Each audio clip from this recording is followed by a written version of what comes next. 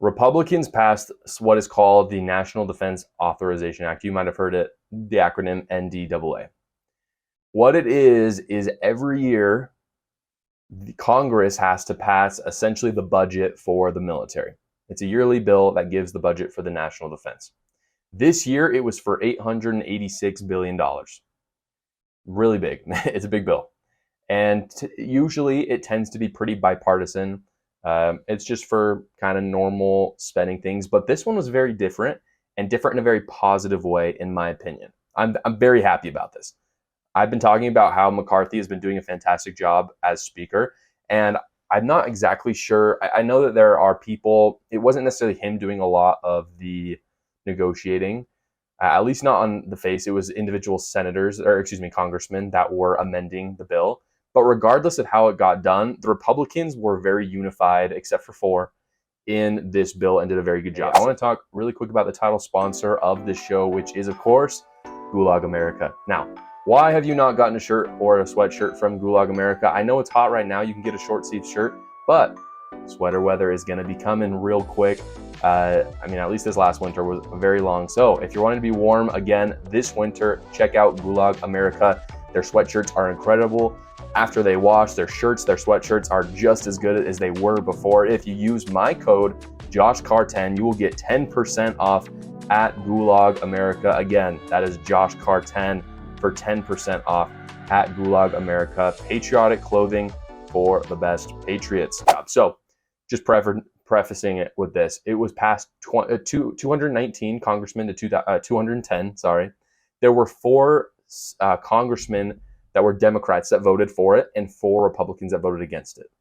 So it's almost across party lines, which is, again, very abnormal for this type of bill. I want to go through, though, the amendments that was made for this bill and what made it so polarizing. And what you're going to notice is out of the four amendments, three of them passed, and they are huge wins for conservatives and Republicans, respectively. The first one is that they amended it so that it would also end diversity, equity, and inclusion in the military, which is a huge win. So essentially, you cannot use diversity as a reason to bring in recruits or to further people, give them promotions within the military. You cannot do that under DEI, which in my opinion is a huge problem, especially in the military. You don't want people becoming admirals because they're black. You want them becoming, if they happen to be black and they're awesome lieutenants or colonels or generals, making them an admiral, awesome. But their skin color really shouldn't matter in it. And up to this point, it has. And it's been really scary for a lot of people because we want to project strength to the world. There's a general belief that when you project strength to the world tends to respect you. When DEI is in the military, you're basically showing people that we'd rather have there be transgender folk in leadership than the best person for the job. So they banned that. That was in the First Amendment. The second one was they made it illegal for the Secretary of Defense to pay reimbursements for abortions. My understanding is that the Secretary of Defense has control over funding for that if there are families that have abortions while they're in the military. They've made that illegal now, which is a huge win for Republicans. Once again, this helps anti-abortion, pro-life people. Basically, the government is now going to be getting out of the business of, especially in the military, of spending money for abortions. The third thing was that it included the banning of gender ideology or pornography books from military schools. So, originally there's very little restrictions on what kind of books you can have in military schools. It is now illegal to have radical gender ideology books or pornography, which makes a lot of sense. I don't know why you would need that. I don't know how that has anything to do with a military school. But in any case, it was banned, which is awesome. There was one more amendment that did fail, unfortunately.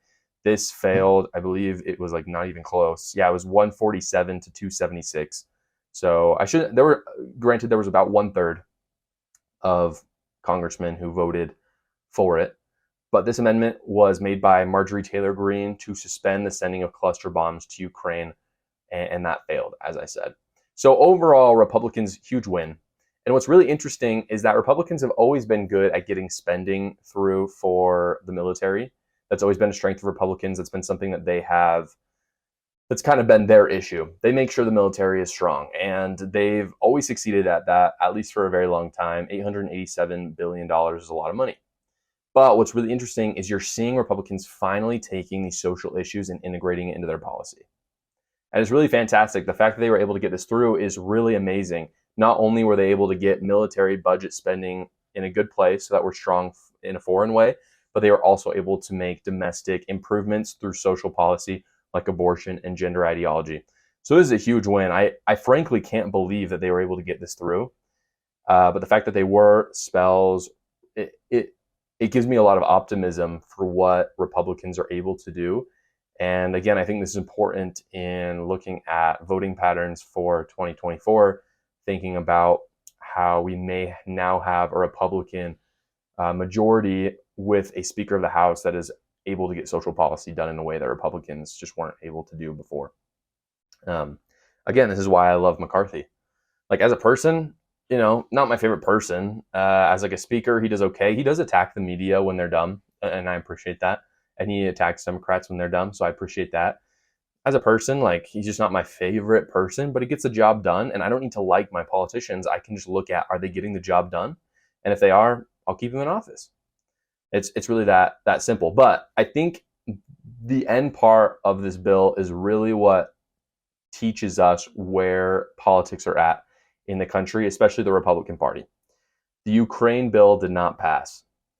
And safe to say that a lot of Republicans voted against it. And so we're seeing that the Republican Party is getting better on social issues. They're starting to stand up for the wrongs of gender ideology and abortion, but they're still being held hostage by Zelensky in Ukraine.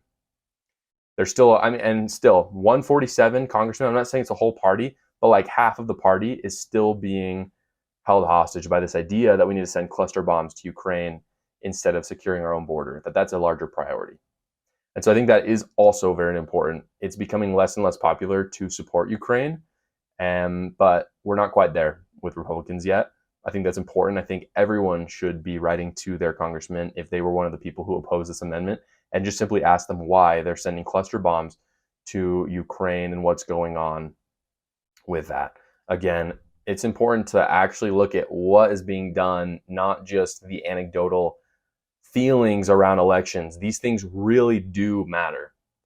When we send cluster bombs to Ukraine, we're not sending soldiers to the southern border. When we spend money on certain things, we're not spending money on others. And so it's important to actually look at that and actually decide for ourselves, is this what we want? And if it's not, and our congressman or congresswoman didn't vote accordingly, vote them out. There's plenty of people that will run. Same goes for the president. Same goes for senators.